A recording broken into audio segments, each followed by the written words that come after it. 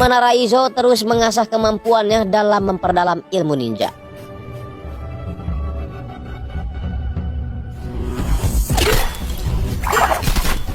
Dia kemudian teringat ketika dia berlatih di padepokannya dulu untuk tidak menggunakan indera yang sering dia gunakan, yaitu mata.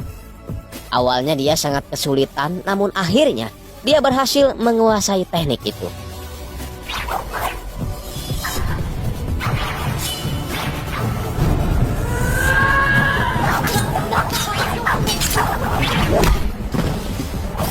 Ceritakan tentang kehebatan seorang murid ninja hingga akhirnya dia bisa mengalahkan sang guru. Waduh, dasar murid durhaka ya. Dikutuk jadi tahu bulat baru tahu rasa kamu ya. Gak usah banyak spoiler di awal, kita langsung aja ke alur ceritanya. Di awal film kita bertemu dengan seorang pria bernama Hachi. Tapi bukan anak sebatang kara ya, melainkan seorang pemimpin Yakuza. Dia mentato punggungnya dengan gambar si kentung oleh seorang pria tua yang kelihatannya seorang biksu. Si Hachi ini nampak kesakitan dan sesekali ia lampiaskan kesakitannya itu pada si pembuat tato. Lalu dengan santai si pria tua itu bilang, jika kau masih merasa sakit ketika ditato, berarti kau tidak cocok diam di lingkunganmu yang sekarang. Si Hachi langsung marah dan mengeluarkan pistol.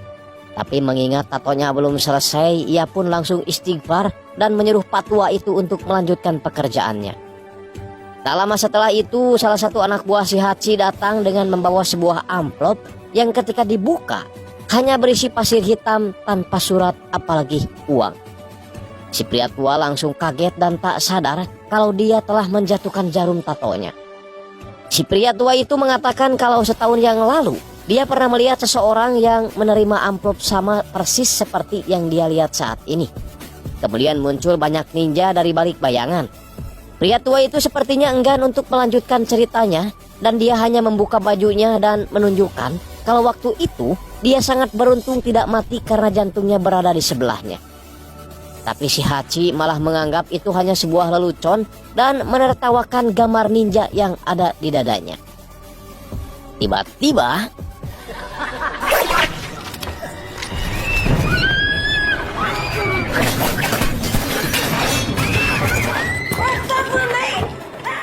mereka diserang oleh makhluk yang sama sekali tidak terlihat. Hanya suara sabetan pedang yang terdengar dalam pembantaian itu.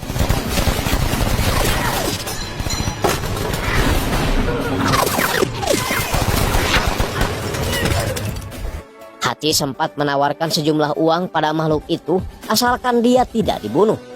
Namun si pria tua mengatakan kalau mereka tidak akan mendengar negosiasimu tanpa alasan karena mereka adalah prajurit yang dikirim langsung dari neraka. Si Hachi pun tewas dalam keadaan yang mengenaskan. Dari bayangan tiba-tiba muncul seorang ninja dengan tatapan tajam dan langsung membunuh si pria tua tanpa basa-basi.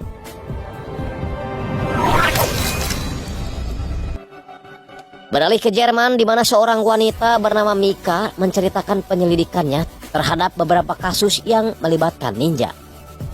Dimulai dari Eulmi, Ratu Korea yang tewas pada tahun 1800-an oleh seseorang dari klan ninja Ojuno. Dan sekarang dia sedang mendalami sidang kasus Kunitomo Shigeaki yang melakukan pembayaran menggunakan emas seberat 100 kg dan kasus itu tidak pernah dipertanyakan kembali. Tapi hal yang mengganjal buat Mika adalah tentang jumlah emasnya yang hampir sama dengan yang dibayarkan pada klan Ojuno untuk pembantaian Yakuza di Osaka seminggu sebelum sidang kasus Shigeaki. Maslow sang atasan sama sekali tidak percaya kalau di zaman modern seperti sekarang ini masih ada orang yang menjadi ninja. Tapi Mika memiliki gambaran tentang klan ninja yang telah ada sejak 1000 tahunan lalu itu. Sebuah bank yang terletak di suatu negara pernah terjadi kasus pembunuhan tingkat tinggi yang ada hubungannya dengan kematian Perdana Menteri Rusia Zhukov. $1,5 miliar telah ditransfer dari bank Shanghai dan nominal itu sama dengan nilai 100 kg emas di pasaran. Konon katanya klan ninja itu menculik anak-anak untuk dijadikan mesin pembunuh. Beralih ke tempat laundry, seorang pria jabrik bernama Raizo tiba-tiba didatangi seorang perempuan yang meminta tolong untuk membantunya melipat kain. Tapi si Raizo tahu kalau wanita ini adalah seorang ninja. Raizo bertanya, dari klan mana kau berasal? Si wanita yang kaget dengan pertanyaan itu langsung menyerang Raizo menggunakan pisau goben. Pemilik laundry yang melihat kejadian itu di CCTV langsung ke TKP sambil lulungu. Ia nampak ketakutan ketika melihat mesin cucinya sedang menggiling manusia. Kembali ke Mika dan Maslow, di mana Maslow dapat laporan yang menuliskan tentang pembantaian terhadap para politikus dengan cara kuno yang dilakukan oleh klan 9. Tapi Maslow tidak mau memperdalam kasus itu karena takut disebut memiliki gangguan mental seperti Mika. Tapi setidaknya Mika senang karena Maslow mulai mempercayai adanya klan ninja di masa modern sekarang ini. Kembali ke si Raizo yang memperlihatkan peralatan perangnya yang membuktikan bahwa dirinya adalah seorang ninja. Raizo teringat ketika dia baru pertama kali masuk anggota ninja Ojuno ketika dia masih kecil yang secara langsung diperkenalkan oleh gurunya. Gurunya memperlihatkan ilmu kekebalan ninja dengan menyayat telapak tangannya sendiri dan bisa sembuh dengan sendirinya. Hebat ya. Jadi teringat sama film-film kolosal gitu ya. Macam Saur Sepuh dan Angling Dharma nih ya. Raizo diajarkan gurunya untuk bertarung tanpa keraguan, tanpa kasihan, dan tanpa penyesalan. Raizo kecil berlatih mengendap-endap kayak kucing garong tanpa mengeluarkan suara sedikit pun. Jika terdengar suara maka kakinya akan dihukum seperti ini.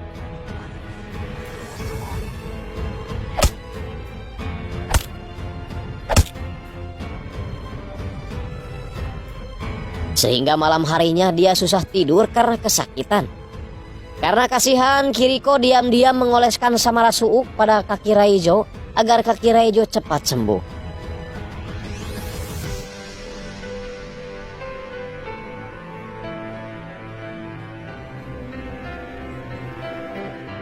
Kita ke Mika yang mendatangi istri Alex Sabatin yang membuat laporan tentang kematian Perdana Menteri Rusia Zhukov. Tapi setelah membuat laporan itu, Alex Sabatin merasa ketakutan sehingga dia memanggil tukang bas untuk memasang lampu yang banyak agar tidak ada bayangan. Dia juga memperbanyak kunci-kunci rumah agar memastikan kalau dia benar-benar aman. Suatu hari ada seseorang yang datang kemudian pergi lagi. Alex Sabatin adalah seorang tentara intelijen Rusia yang tidak mudah takut. Tapi ketika istrinya menemuinya, dia melihat suaminya itu penuh dengan ketakutan dan dia sempat bilang bahwa aku mencintaimu. Kejadian suaminya tewas adalah ketika semua lampu padam. Istri Alex memberikan sebuah kotak yang langsung Mika buka di rumahnya. Isinya adalah sebuah gambar tentang ninja dan sebuah kaset rekaman CCTV rumahnya. Dari potongan video itu terlihat Raizo ada di sana. Raizo sendiri sekarang tengah berlatih menggunakan pedang dan juga alat yang seperti kunai.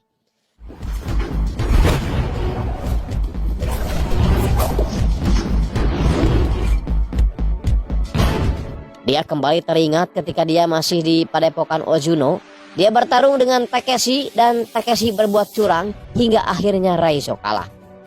Gurunya kemudian bangun dan menambah rasa sakitnya itu dengan cara membelek perut si Raizo dengan tangannya sehingga membuat dia kesakitan melebihi sakitnya. Salatri, anjing, kejam amat ya.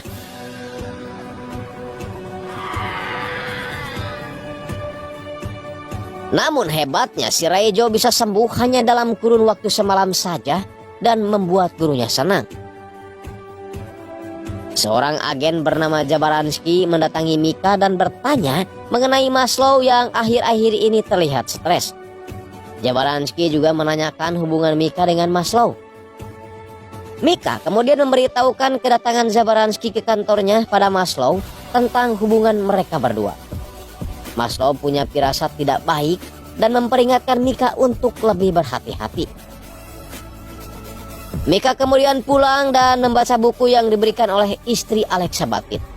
Dalam buku itu dituliskan tentang penjelajah muslim Ibnu Battuta yang menerangkan ada sebuah golongan klan 9 yang diam di antara gunung yang tertutup salju dan Ibnu Battuta disuruh untuk mengambil alih golongan itu. Sambil makan malam, Ibnu Battuta melihat pertunjukan aksi bela diri dari anak-anak yang berusia di bawah 10 tahun. Scene kemudian berpindah pada Raizo yang tiba-tiba teringat pada temannya Kiriko ketika Kiriko memotong tali bonsai. Raizo menghampirinya dan mengatakan kalau Kiriko akan dihukum atas tindakannya itu. Tapi Kiriko menjawab jantung pohon akan tahu jalan mana yang dibutuhkannya untuk tumbuh. Kiriko menambahkan bahwa semua makhluk hidup mempunyai jantung. Kiriko pun menempelkan wajahnya ke dada Raizo dan ia mengatakan kalau jantungmu senang denganku, tapi ia sangat merindukanmu. Raizo kemudian balik menempelkan telinganya ke dada Kiriko dan ia kelihatan nyaman sekali ketika bersandar sampai-sampai ia tidak mau lepas. Pasti nyaman atau ya kan empuk itu. Kembali ke masa sekarang di mana Raizo terus mengasah kemampuannya dalam memperdalam ilmu ninja.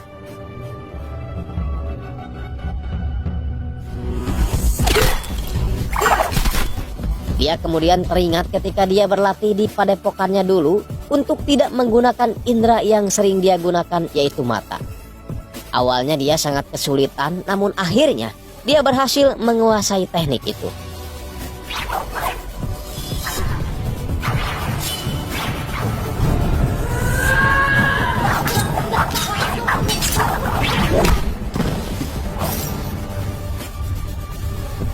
Sekarang giliran Kiriko yang berhasil mengalahkan lawan tandingnya. Gurunya kemudian menyuruh Kiriko untuk menyayat lawan tandingnya itu dengan pisau. Namun Kiriko menolak karena menurutnya yang harus disayat itu cuma daging embe dan lauk emas. Gurunya itu langsung marah dan menyayat muka si Kiriko. Anjay, kejamnya ya. Jangan-jangan orang PKI ini ya. Kiriko mendapat hukuman 7 hari 7 malam gak boleh makan dan minum plus kurungan layaknya maling hayam yang ketahuan warga. Karena kasihan, Raizo kemudian mengendap-endap untuk memberi minum pada Kiriko.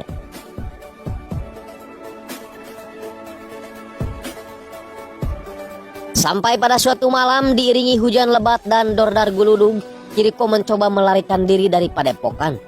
Raizo mencoba melarangnya karena itu bisa membuat gurunya menusuk jantungnya. Tapi Kiriko mengatakan bahwa tidak ada seorang pun yang bisa menusuk jantungnya sekalipun gurunya sendiri. Alasan Kiriko ingin pergi adalah ingin menempuh hidup normal seperti orang pada umumnya. Bisa pacaran, main HP, futsal, ngalacai dan sebagainya. Sambil mencipok Raizo, Kiriko pun akhirnya pergi.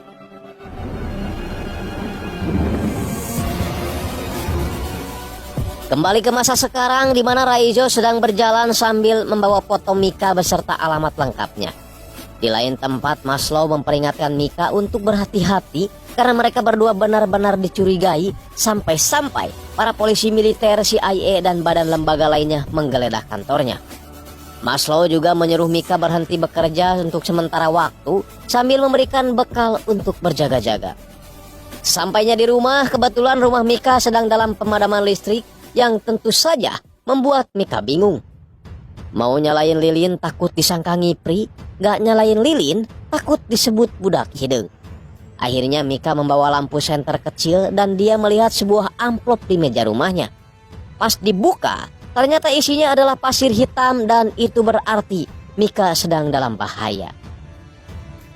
Mika mencoba menembakkan pistolnya namun sama sekali tidak berpengaruh apa-apa. Mika melihat sekelebat 2 orang ninja sedang bertarung di hadapannya sampai pada akhirnya salah satu dari mereka koit.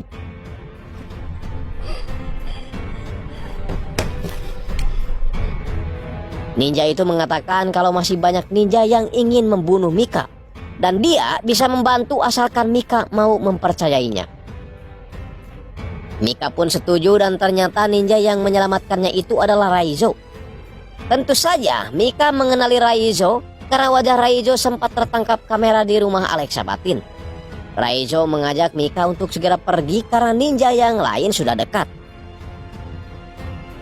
Kemudian film kembali berpindah ke zaman dulu di mana Kiriko yang sempat melarikan diri ternyata berhasil ditangkap oleh Takeshi dan disekap di tengah lapangan.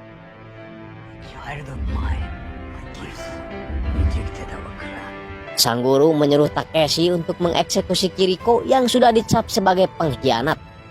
Sebelum membunuh Kiriko, Takeshi sempat menatap ke arah Raijo sambil senyum anjing. Dan 1, 2, 3, totos. Mika merasa kalau dirinya sudah aman dari kejaran para ninja, tapi Raijo mengatakan mereka belum aman karena para ninja akan mengikuti mereka berdasarkan bau.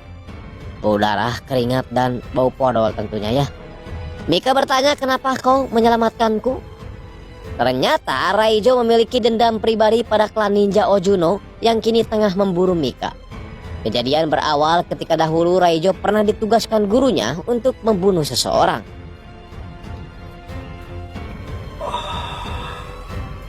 Raijo menusukkan pisaunya ke musuhnya, tapi ternyata musuhnya itu masih terlalu tangguh dan susah untuk mati meski ditusuk berkali-kali. Namun berkat kemampuan yang dimilikinya, akhirnya Raijo berhasil mengalahkannya.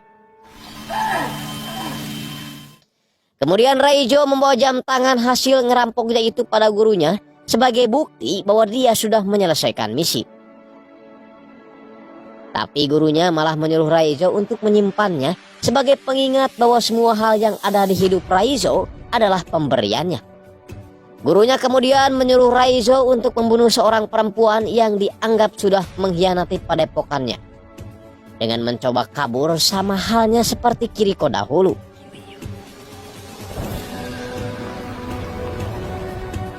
Namun bukannya membunuh perempuan itu, Raijo malah menyabit muka gurunya sehingga membuatnya harus digulung oleh para asasin.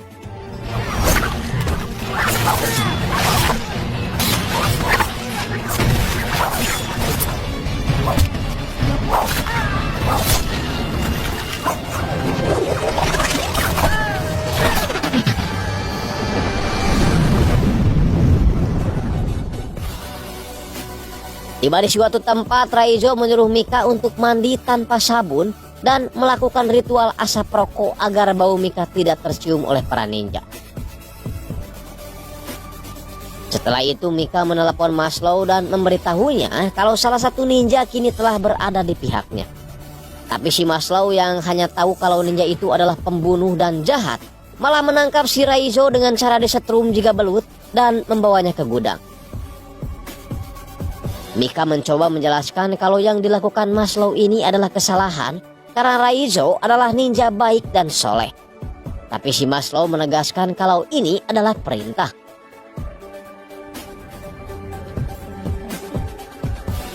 Raijo menyuruh Mika untuk memberitahu Maslow kalau sebentar lagi para ninja akan datang.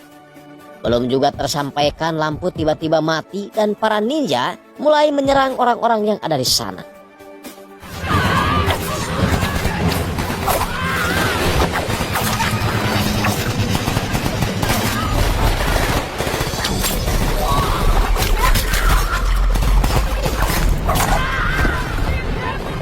Mika kemudian mengambil kunci dan melepaskan Raijo.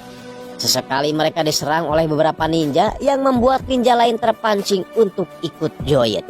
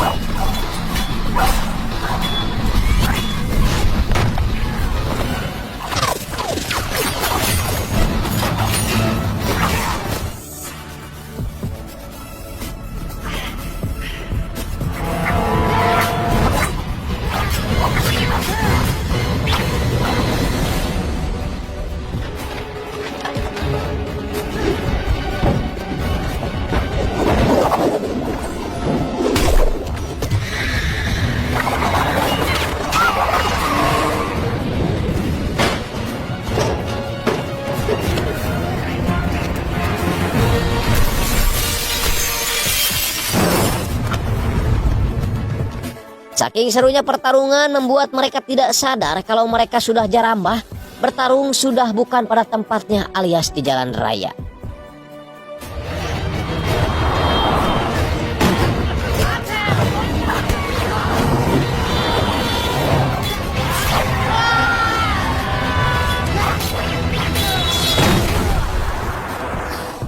Di saat Raijo sudah terluka parah dan kayaknya akan game over di sini, tiba-tiba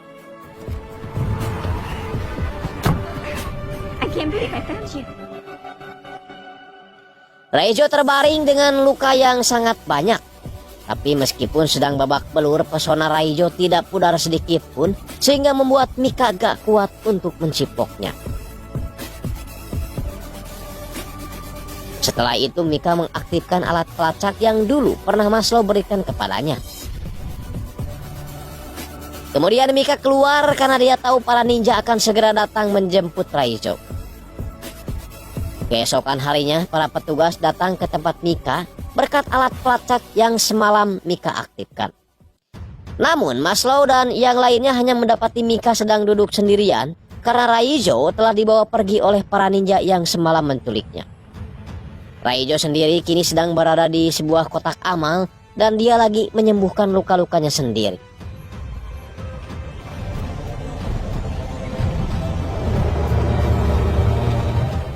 Kemudian Raijo dibawa ke padepokan untuk menghadap gurunya. Gurunya bercerita sebenarnya si Raijo ini sudah dianggap sebagai anaknya dan akan mewarisi semua yang gurunya punya. Mulai dari ilmu, padepokan, Mbe dan Muning semua akan diwariskan kepadanya. Tapi karena sudah dianggap berkhianat, maka warisan yang akan diberikannya adalah kematian.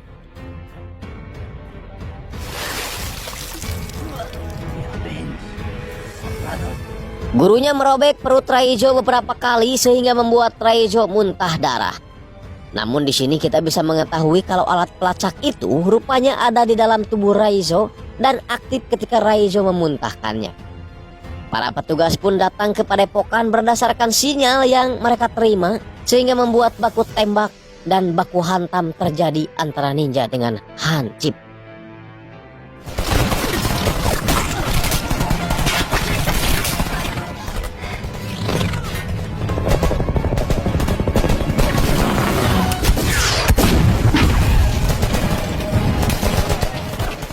Takeshi masuk ke sebuah ruangan di mana di sana sudah ada Raijo yang sudah siap untuk melawan dirinya. Tapi terlebih dahulu Raijo harus menghabisi 4 orang anak buahnya.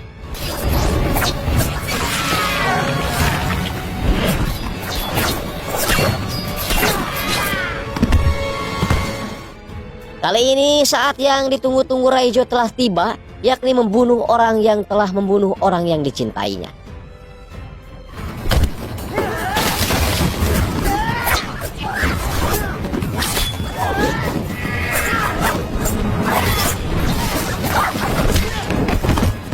Dan pertarungan dua ninja terbaik ini berhasil dimenangkan oleh Raijo.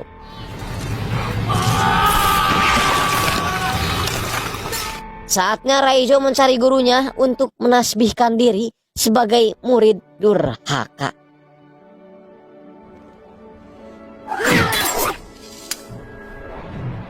Gurunya memiliki jurus halimun sehingga membuatnya bisa menghilang dan dengan mudah menyakiti Raijo.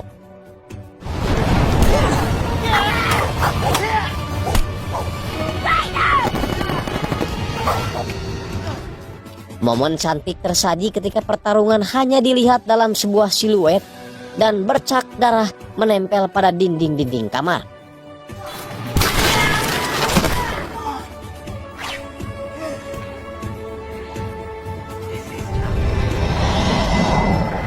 Pertarungan kembali berlanjut dan sang guru seperti biasa menggunakan jurus halimunnya untuk mengelabui Raijo.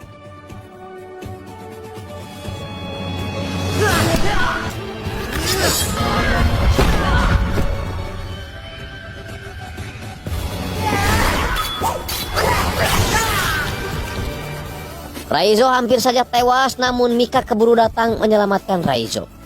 Meskipun semua itu harus dibayar mahal karena Mika harus tertusuk pedang Ozuno. Tertusuknya Mika benar-benar membuat balas dendam Raijo menjadi jadi. Ilmu Halimun yang tadi dipakai gurunya kini dipakai oleh Raizo untuk mengelabui gurunya.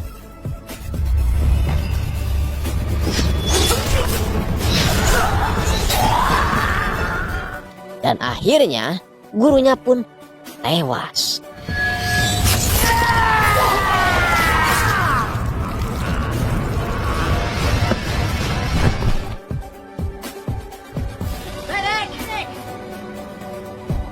Raizo senang karena ternyata Mika juga masih hidup dan cepat mendapat perawatan.